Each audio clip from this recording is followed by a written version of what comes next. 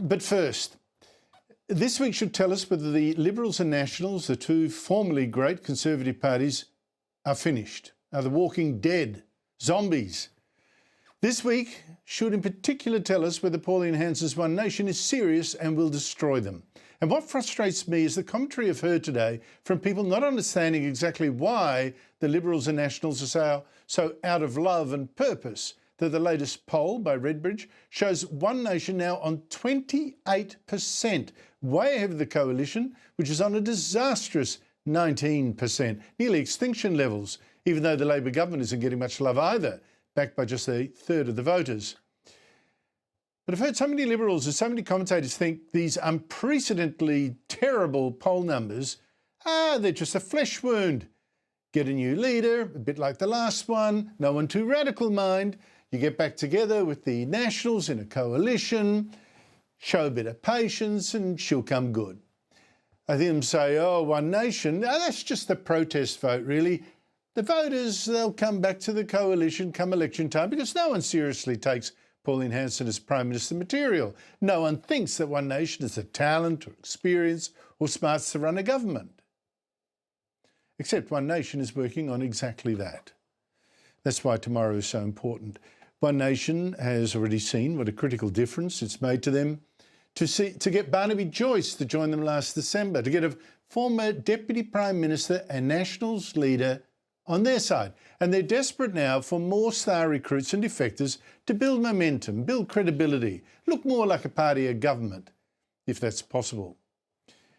Now, I said a week or so ago that One Nation has now lined up another star recruit or two, the first of which will be announced tomorrow. And Joyce has hinted that it's someone in the coalition. That immediately put the spotlight, of course, on likely suspects Nationals MP Colin Boyce, who today tried and failed to get the Nationals to replace leader David Littleproud, and also fellow Nationals Lou O'Brien, a former policeman who's already threatened to desert to One Nation, although both he and Boyce seem to have since ruled out joining that party. But now speculation is that one of the One Nation recruits may in fact be Liberal Senator Alex Antic, who crucially would boost One Nation's numbers in the Senate immediately. It'd boost them to 5. That would already give them one more than the Nationals, with Barnaby Joyce still to join them in the Senate at the next election.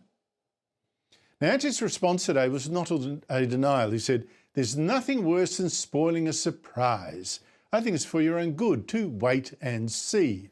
And there is also speculation that another recruit could be former Liberal Senator Cory Bernardi, who quit the Liberals to start his Australian Conservatives Party, which flopped. Bernardi wrote last week, seeing One Nation's progress is a great lesson for anyone aspiring to make change in their own life or in the lives of others. And that's why I am lending my shoulder to the One Nation wheel. I'm so happy that their time has come.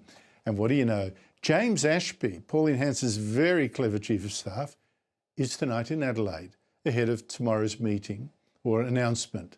And Adelaide is the home state of Alex Antic and Cory Bernardi. Now, I've been told by One Nation that one recruit they've got lined up will help to boost One Nation's economics credentials, which is critical. But the thing is, I don't know that any of the names I've mentioned will do that, so who knows what's coming.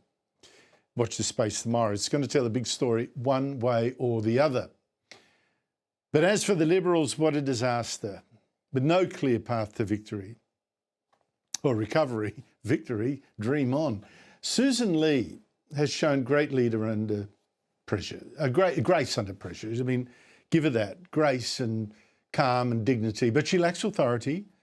And whatever she says, the voters are just not buying it from her. It's tragic. But former soldier Andrew Hastie, a young Conservative who wanted to replace Lee, really shake things up, bowed out on Friday after learning that Conservatives that he thought were backing him were not. And the Liberal left, meanwhile, thought that he was too radical, too much of a change. You think, are they kidding?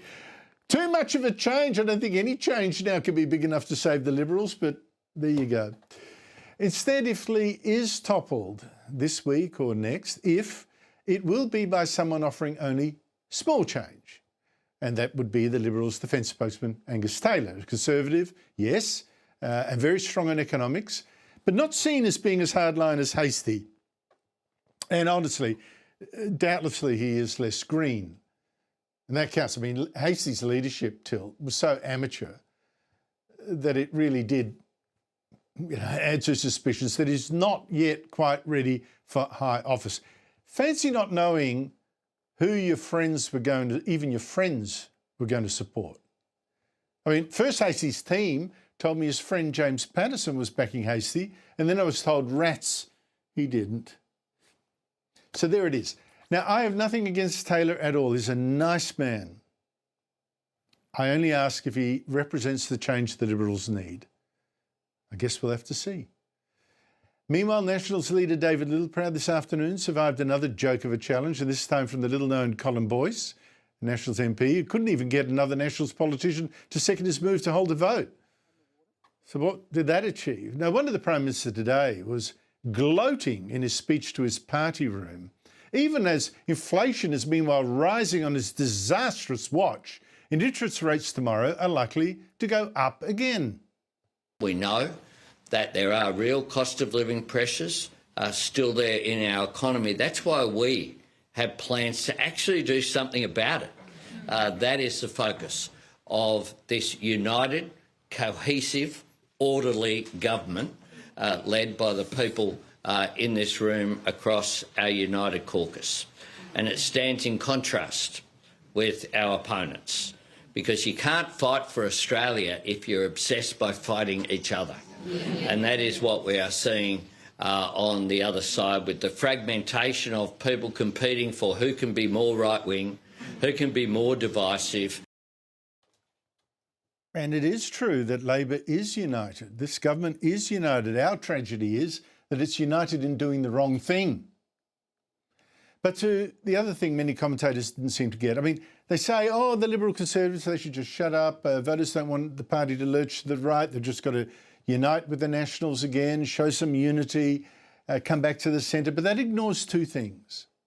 The first is that some politicians do see what's wrong with this country and they do want to change things, even if it upsets people. They didn't get into politics to just go with the flow. For instance, Andrew Hastie, Pauline Hanson have long thought it was wrong to flood the country with mass immigration, wrong to go net zero at such a horrible cost to the economy. They fought for it, got called extremist. And second, you cannot ignore that so many voters now feel the same. They also want change. Immigration, net zero, certainly cost of living. They feel the big parties don't represent them anymore. And last week's poll numbers show One Nation, the line in orange here, is now taking votes not just from the coalition parties in blue, but from Labor as well. That's the top line. Have a look, that's starting to sink now as well. And I bet that's the working class Labor voters switching to One Nation. And when you see that, I mean, a Conservative Liberal MP is meant to give up on, changing the direction of their party in the country. Are they meant to give all these frustrated voters the back of their hand? And that's what's destroying the Liberals. One lot of their MPs have one set of ideas, the other has very different ones. One side wants to win votes from the Teal independents, the other wants to win them from the One Nation supporters and working class Labor.